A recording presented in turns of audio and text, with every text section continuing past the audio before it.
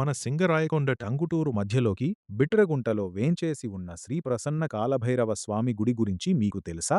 అయితే ఈ గుడి గురించి మీరు తప్పక తెలుసుకోవాల్సిందే. ఆ గుడి ఎవరిదో తెలుసా? ఆ ఆలయం ఎంత మహిమగలదో, ఎంత పురాతనమో దాని వెనుక ఉన్న కథ ఏమిటో తెలుసుకుంటే మీకు వెంటనే అక్కడికి వెళ్లి స్వామివారిని దర్శించుకోవాలనిపిస్తుంది.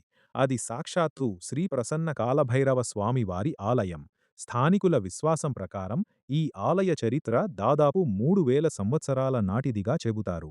ఇంకా ఒక విశేషం ఏమిటంటే, కాశీలో శ్రీకాలభైరవ స్వామిని దర్శించినంత పుణ్యం మన బిట్రగుంటలో వెలసిన శ్రీ ప్రసన్న కాలభైరవ స్వామిని భక్తి శ్రద్ధలతో దర్శించినా లభిస్తుందని భక్తుల విశ్వాసం.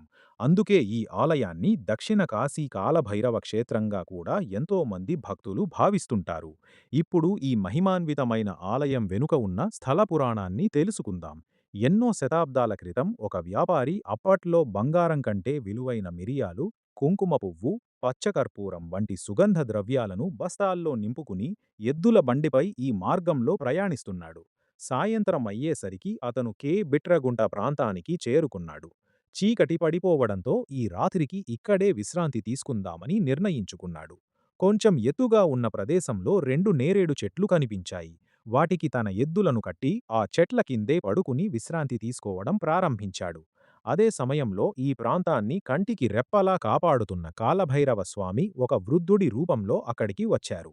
ఏమయ్యా, ఎవరు నువ్వు? ఎక్కడికి వెళుతున్నావు? ఈ బస్తాల్లో ఏముంది? అని ఆ వృద్ధుడు అడిగాడు. ఆ మాటలు విన్న వ్యాపారి భయపడ్డాడు. ఈ బస్తాల్లో నిజంగా ఏముందో చెబితే ఈ రాత్రి నా సరుకుకు ఏదైనా ప్రమాదం జరిగిపోతుందేమో అని అనుకుని అబద్ధం చెప్పాడు. తాతయ్య, నేను పొరుగు దేశం నుంచి వస్తున్నాను. ఈ బస్తాల్లో జొన్నలు, రాగులు, సజ్జలు ఉన్నాయి. బండి తూకం సరిగ్గా ఉండేందుకు కొన్ని గులకరాళ్లు కూడా వేసుకున్నాను అని చెప్పాడు. అది విన్న ఆ వృద్ధుడు చిరునవ్వు నవ్వి, జాగ్రత్తగా ఉండు అని చెప్పి పక్కనే ఉన్న సంపంగి చెట్టు వైపు నడుచుకుంటూ వెళ్ళిపోయాడు. మరుసటి రోజు ఉదయం వ్యాపారి తన ప్రయాణం కొనసాగించి ఇంటికి చేరుకున్నాడు. బస్తాలు తెరిచి చూడగా అందులో ఉన్న విలువైన సుగంధ ద్రవ్యాలన్నీ నిజంగానే జొన్నలు, రాగులు, సజ్జలు, గులకరాళ్లుగా మారిపోయాయి. అప్పుడు అతనికి నిజం అర్థమైంది. నిన్న రాత్రి కనిపించిన ఆ వృద్ధుడు సాధారణ మనిషి కాదని, సాక్షాత్తూ దైవస్వరూపుడేనని గ్రహించాడు. వెంటనే తిరిగి బిట్రగుంటకు వచ్చి ఆ వృద్ధుడి కోసం వెతుకుతూ ఆయన పాదాలపై పడి తన తప్పును ఒప్పుకొని క్షమాపణలు కోరాడు.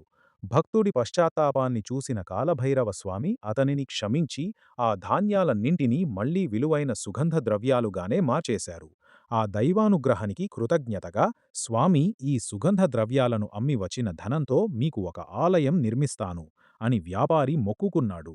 ఆ తర్వాత ఆ ద్రవ్యాలను విక్రయించి తిరిగి ఆ ప్రదేశానికి వచ్చేసరికి ఆ వృద్ధుడి స్థానంలో శ్రీ ప్రసన్న కాలభైరవ స్వామి స్వయంభువుగా అక్కడ వెలసి దర్శనమిచ్చారని స్థానిక స్థల పురాణం చెబుతోంది.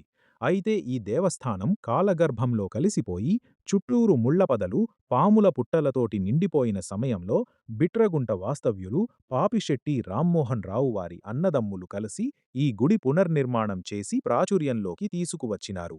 అప్పటినుంచి గుడి దినదిన వైభవంగా వెలుగుతూ మొదట అమావాస్యకి 100 మందితోటి మొదలయ్యి ఇప్పుడు వస్తున్న అమావాస్యలకి సుమారు 7000 నుంచి 8000 మంది వరకు వచ్చి కూస్మాండ దీపాలతోటి వారి కోరికలని తీర్చుకుంటున్నారు. ప్రతి అమావాస్యకి అఖండ అన్నదానము ప్రతిష్ఠ మందికి అన్నదానము జరుగును. ప్రతిరోజు ప్రాతకాలము 6 గంటల నుండి అభిషేక కార్యక్రమంలో జరిగి భక్తులకు తీర్థ ప్రసాదములు అందజేస్తున్నారు. ఆ విధంగా బిట్రగుంటలో శ్రీ ప్రసన్న కాలభైరవ స్వామివారి ఆలయం వెలసింది.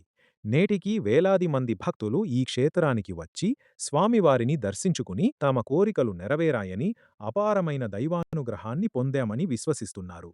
కాశీలో కాలభైరవ స్వామిని దర్శించినంత పుణ్యం ఇక్కడ కూడా లభిస్తుందని భక్తుల నమ్మకం.